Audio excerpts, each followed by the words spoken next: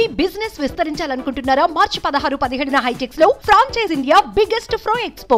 లోక్సభ ఎన్నికల్లో car gear మారుస్తుందా? BRS సరికొత్త వ్యూహాలను సిద్ధం చేస్తుందా? కేసీఆర్ తన అస్త్రాలను బయటకు తీస్తున్నారా అంటే అవునన్న సమాధానం వినిపిస్తోంది. అసెంబ్లీ ఎన్నికల్లో చావు దెబ్బతిన్న బీఆర్ఎస్ గోడకొట్టిన బంతిలా కంబ్యాక్ ఇచ్చేందుకు సిద్ధమవుతోంది.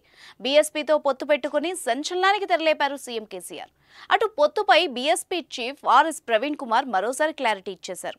తెలంగాణలో బీఎస్పీ టీఆర్ఎస్ పార్టీల మధ్య పొత్తుకు బీఎస్పీ జాతీయ అధ్యక్షురాలు కుమారి మాయావతి అనుమతి లభించిందని ప్రవీణ్ కుమార్ ఆదివారం ట్విట్టర్ వేదికగా వెల్లడించారు. మరి పొత్తు కుదిరింది సరే, బీఎస్పీకి ఇచ్చే సీట్లన్నీ? ఆ పార్టీ అధినేత ప్రవీణ్ కుమార్ పోటీ చేస్తారా?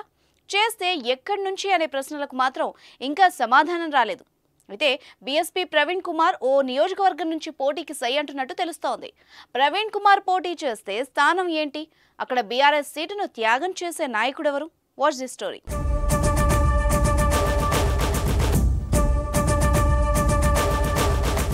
ఒకప్పుడు పార్టీకి తిరుగులేదు, గెలుపుకు ఢోకా లేదు, అనామకుడిని నిలబెట్టినా గెలిచే పరిస్థితి. కానీ ఒక్కసారిగా సీన్ మారింది. 2023 ఎన్నికల నుంచి తలరాత చేంజ్ అయింది. అతి విశ్వాసం బీఆర్ఎస్ ను దెబ్బకొట్టి కేసీఆర్ ఆత్మవిశ్వాసం సన్నగిల్లింది. తెలంగాణ రాష్ట్రం ఏర్పడ్డాక తిరుగులేని పార్టీగా ఉన్న బీఆర్ఎస్ పొత్తువైపు అడుగులు వేసింది. కాంగ్రెస్ రేవంత్ రెడ్డి దెబ్బకు బీఎస్పీతో నడవాల్సిన పరిస్థితి ఏర్పడింది. ఇప్పటికే రెండు పార్టీల మధ్య చర్చలు జరిగి విజయవంతమయ్యాయి. కలిసి పోటీ చేసేందుకు సిద్ధమయ్యారు. అయితే పొత్తులో భాగంగా బీఎస్పీకి కేసీఆర్ ఏ సీట్లను కేటాయిస్తున్నారు అనే దానిపై క్లారిటీ రావాల్సి ఉంది. ఈ క్రమంలోనే ఓ వార్త పొలిటికల్ సర్కిల్లో జోరుగా చక్కర్లు కొడుతోంది. బీఎస్పీకి 2 సీట్లు కేటాయిస్తారన్న ప్రచారం జోరందుకుంది. అందులోని ఒకటి ఎస్సీ రిజర్వ్డ్ నియోజకవర్గం నాగర్ కర్నూల్. బీఎస్పీ రాష్ట్ర అధ్యక్షుడిగా ఉన్న ఆర్ఎస్ ప్రవీణ్ కుమార్ ను అదే స్థానం నుంచి బరిలో దించాలని కేసీఆర్ భావిస్తున్నట్టు సమాచారం. ప్రవీణ్ కుమార్ పోటీలో ఉంటే ప్రధాన పార్టీలకు గట్టి పోటీదారుడుగా ఉంటాడు అన్న ఆలోచనతో ఆ సీటును బీఎస్పీకి కేటాయించినట్టు రాజకీయ వర్గాల్లో టాక్. ఇప్పటికే ఆయన క్షేత్రస్థాయిలో పని కూడా మొదలుపెట్టినట్టు సమాచారం.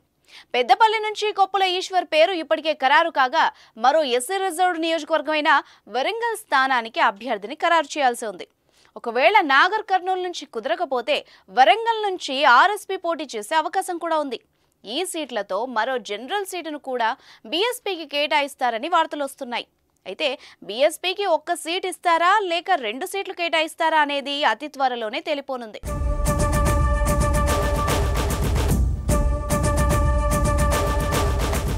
Nagar Kurnool BRS sitting MP Ramulu కండువా మార్చి బీజేపీ తీర్థం పుచ్చుకోవడంతో ఈసారి మాజీ ఎమ్మెల్యే గువ్వల బాలరాజు పేరును పార్టీ అధిష్టానం పరిశీలించింది. ఇటీవల జరిగిన పార్లమెంటు ఎన్నికల సన్నాహక సమావేశాల్లో సైతం ఆయన పేరునే కేసీఆర్ ప్రకటించారు. కానీ అనూహ్యంగా బీఎస్పీతో పొత్తు కుదరడంతో ఈ సీటును వదులుకునే ఆలోచనలో ఉంది కారు పార్టీ.